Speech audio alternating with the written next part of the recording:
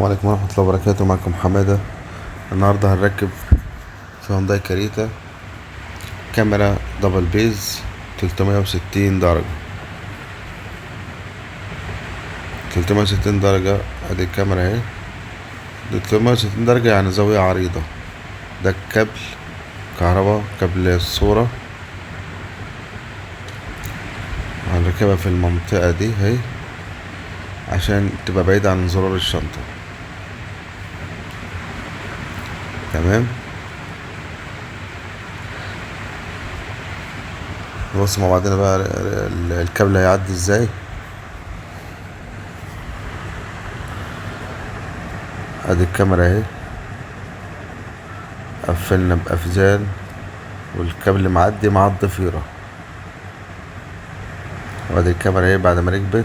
زر الشنطة على اليمين اهو، هي لازم تبعد عننا شوية كده عشان لما تيجي تمد ايدك ما تمسكش الكاميرا بدل الزرار.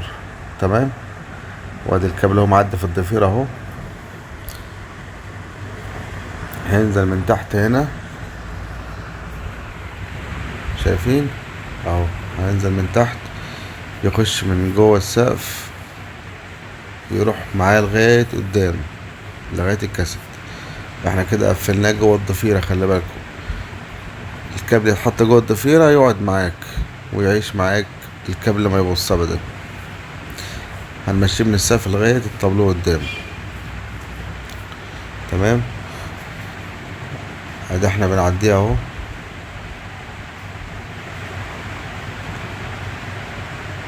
بصوا اهو بيعدي في السقف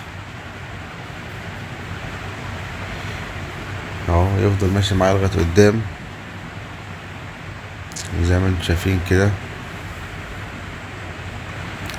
كاميرا دبل بيز 360 درجة، وينزل في القايم. وهنفتح الفبراية دي عشان خاطر نعدي الكابل لجوه. نجرب الكاميرا بعد ما خلصت. ادي الكاميرا بعد ما خلصت 360 درجة زاوية عريضة.